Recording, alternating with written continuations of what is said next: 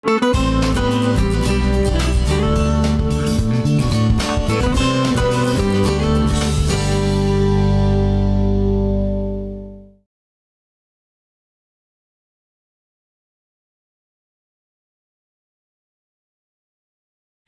name is Myrtle Christina Grefschrud. I was born to Gustav and Martina Bratlin Grefschrud on October 11th, 1915, at a home in rural Holly. I attended country school in Park Township and married Oscar T. Olson on December 30th, 1936. We lived on a farm in rural Lake Park and then moved to Lake Ida in 1951. Myrtle, I was a stay-at-home mom and a caregiver to everybody around. I love gardening and baking.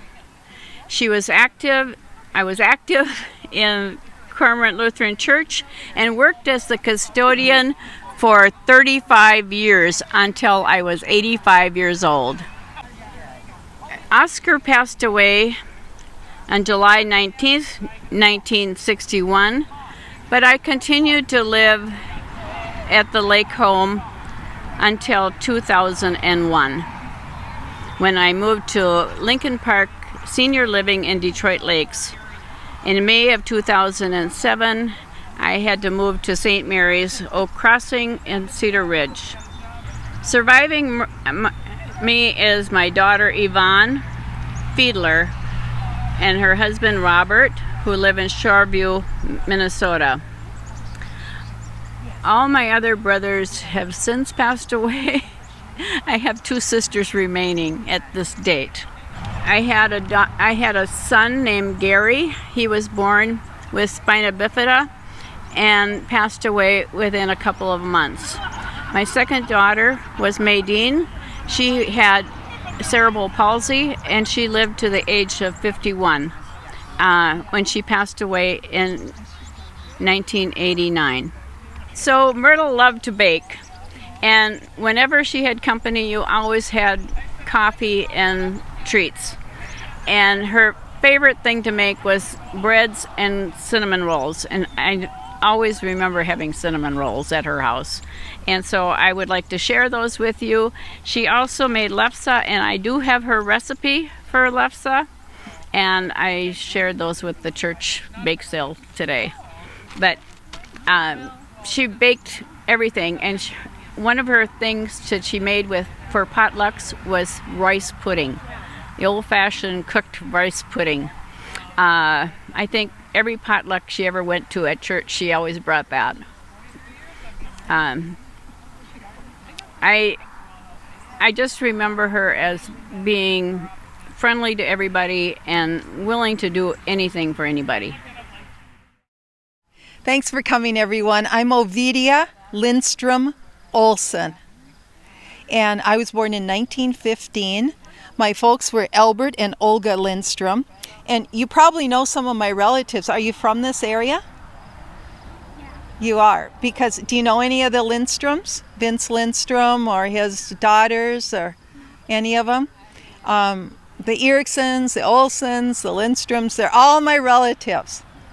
And so my grandparents immigrated to this area from Sweden, and they came in 1873. They lived in a farmhouse over by Little Cormorant Lake, and that's where I grew up the first 5 years of my life. And then when I was 5, Papa bought his own farm over by Big Cormorant Lake.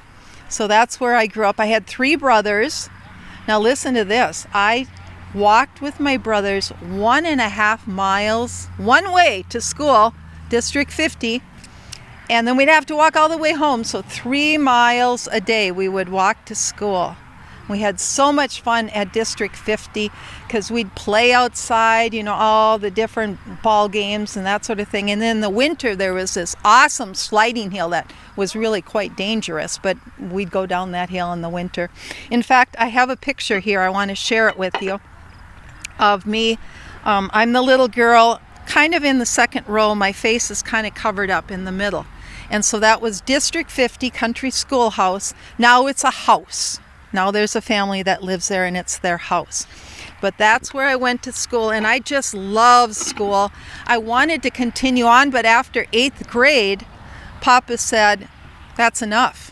You're just going to end up a farm wife. So you don't need any more schooling. And I was so disappointed, but I got a job in Lake Park helping out one of my elderly relatives, a widower who needed help in his home. And Papa was right, because it ended up when I was only 14 years old, 14 years old, I went to a barn party. They had big parties. Every age group, yours included, would go to these barn parties, and then in winter it'd be in the house, so that it'd be warm enough. Everybody was musical. I was good on the piano. And we got to this barn party, and there was a blue-eyed Norski, 10 years my elder, Louis Olson. He was playing the banjo. And Louis had many girlfriends, because Louis, he was quite a looker. But he liked me the best, because he said, and I want to quote, he didn't want any second-hand stuff. So he chose me. Now most people laugh at that. You're allowed to laugh.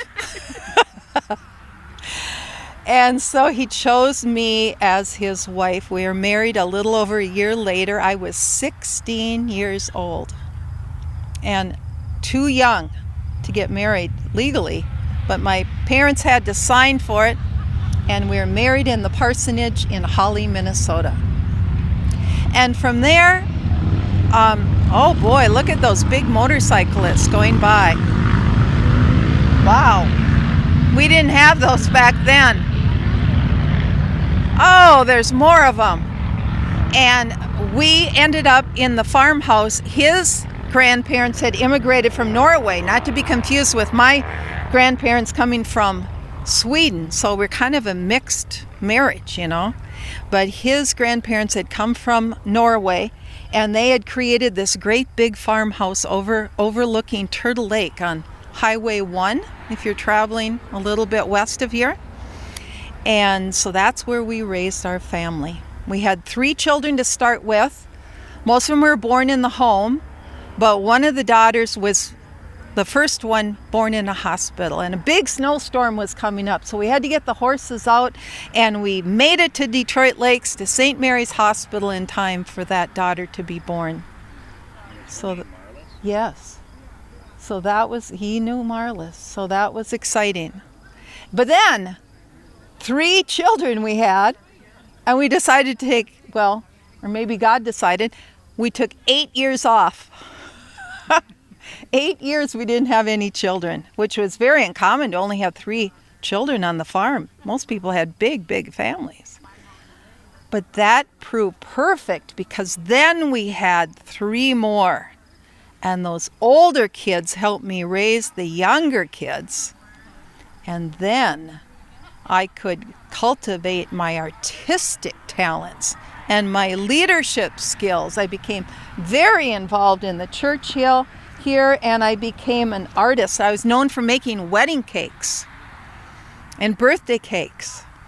Beautiful, beautiful cakes. I was known for sewing all of my children's clothes. Well, that was common.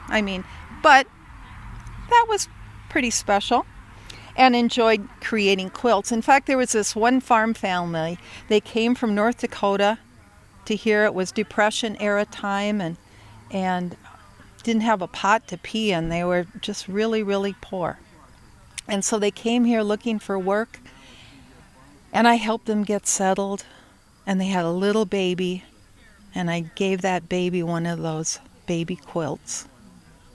So that kind of sticks in my mind. I feel good about that. Yeah. Helped him get involved in the church. I really enjoyed the church activities, and I used my baking skills to help the church. I've got some of my donuts here that I was known for from Ovidio with Love. I'd make these donuts, and I'd sell them at the Cormorant store over here to all the tourists, the summer clients. And I'd bake beans, and then I'd put them in quart jars, and those tourists just loved it, and I'd give all the money to the church. So that was pretty nice. And the church grew and grew, and I'd say to people, we need a bigger church. And they'd say, Ovidia, how are we going to pay for it? And I'd say, future generations will help us. And today, that beautiful church is paid for. And here's the church that we started in. Portion of it. That was the steeple, and they added on to it. So I really enjoyed my time in the church. It wasn't about being Lutheran, the title of Lutheran. It was all about Jesus Christ and the love that he showed for people. And that's what I tried to emulate. It wasn't a title. It was an example to live by. I helped found the first homemakers club, because we women needed help.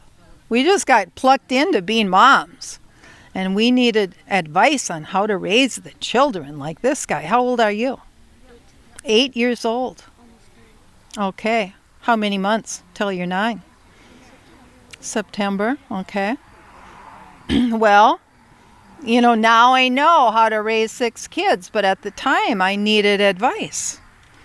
And so the homemakers club that we got started in this area, Cormorant Township, was very, very important. And I love to take Swedish recipes and kind of fine-tune them and make them even better. You look like you don't believe me. Did you ever have one of my Swedish recipes? I did. Oh, you did? Did you like them? Very good. Okay. Very. Well, I thought that I was talented.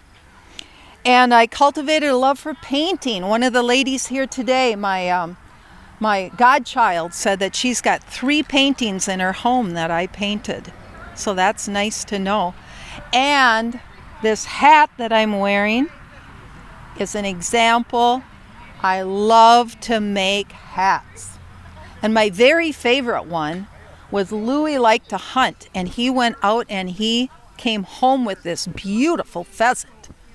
And I took the feathers that were just, laying there on the pheasant, the body just perfectly, and I took that and I made the most gorgeous hat.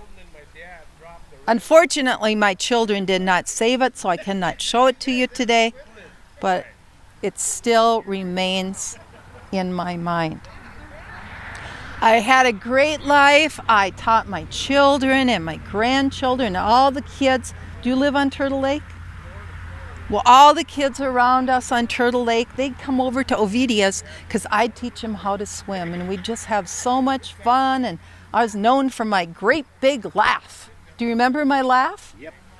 He does. He does remember my laugh. Thank you.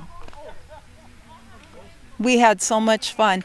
And another thing I liked was makeup. And I taught my youngest, Sandra, Sandy you might call her now, I taught her how to use makeup. And it worked because Sandy became the steam thresher reunion queen, and she became the dairy princess queen. And later in life, when she was struggling for finance, she got into Mary Kay, and she zoomed up the ladder in Mary Kay and has won many, many cars, all because I taught her how to use makeup. How about that? So Sandy is here today. She's 71 years old now. 40 years of Mary Kay. Okay. And Louis died 19 years before I did, so that gave me more flexibility. I ended up traveling after that. I traveled to Japan to see one of my children, one of my daughters, and I traveled by train many, many times to Washington State to see one of my sons. And many times I'd just call my lady friends and I'd say, hey, let's just go and get in the car and have a little day trip. And it wasn't that we had to go far. We never went to Minneapolis. Sometimes we go to Fargo. But Lake Park, that was a bustling community. I didn't tell you about that. Boy, in 1929, they had so many stores and restaurants, and they even had a theater and a millinery shop. They had everything. And so, in essence, I had a great life. In the end, I had multiple sclerosis, so I ended up at Emmanuel Nursing Home in Detroit Lakes. But the positive thing is, they knew that I was good at writing. And I kept a diary all that time, so I wrote down my autobiography, and I'm able to share it with you today. So I thank you for coming to visit me at Cormorant Lutheran.